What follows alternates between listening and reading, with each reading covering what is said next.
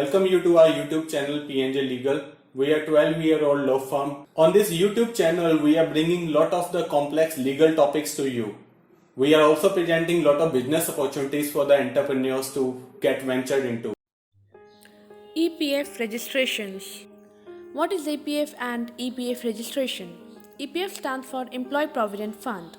This was a scheme regulated by the central government under the Employees Provident Fund and Miscellaneous Provisions Act 1952.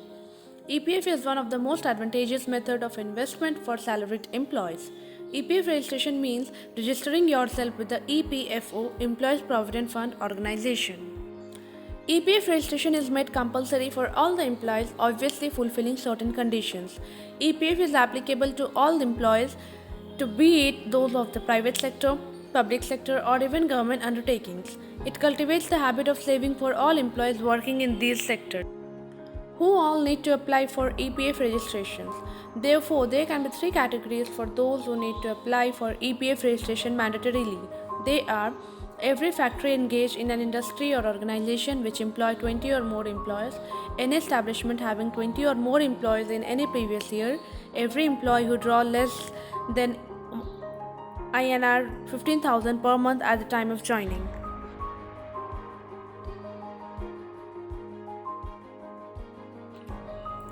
How does the EPF function? The EPF functions on the principle of contribution. Whenever an employee is hired by an organization that comes under EPF scheme, he has to contribute a fixed percentage of his salary to the EPF. These contributions have to be made regularly. These contributions are then pooled up in terms of saving which are given to the employee at the time of retirement.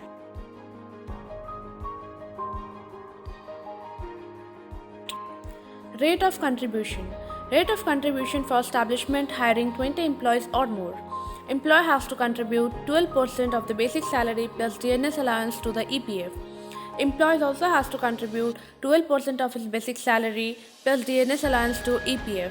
An important point here is that the employee may also contribute 100% of his salary to the EPF according to EPF rules, whereas the employer cannot do this.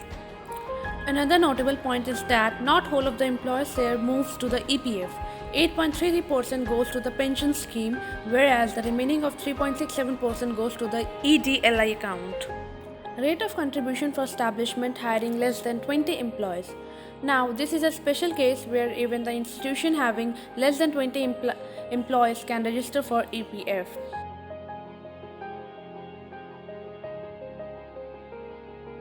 They have to contribute at a rate of 10% of the basic salary plus DNS allowance in accordance to the EPFO rules.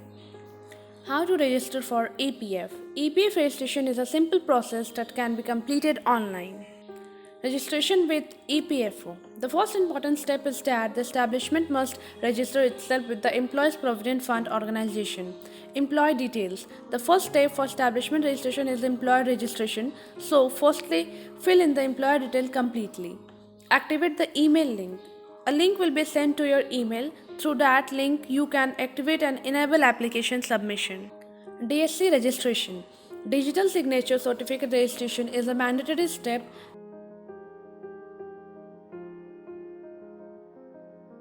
as it is also required for filling an EPF registration. Completing the registration. Enter the required establishment details and submit to the finalized application. Benefits of EPF registration. Risk coverage. The most fundamental benefit of Provident Fund is to cover the risk of the employee that may occur due to any reason. Long-term needs. The Provident Funds can be used for any long-term goals such as marriage or higher education of children. Emergency needs. There are certain unanticipated events such as mishappening or illness where PF can be extremely useful. Covered pension. The employer also contributes to the EPS, thus covering the employee's pension. Conclusion. EPF is a great step taken up by the government in order to cover many important areas of interest of the employees. It keeps the employee's salary in the form of savings. Therefore, it is an essential act that has uplifted the standard of work of employees and will hopefully continue to benefit the interest of the salaried class. Thank you.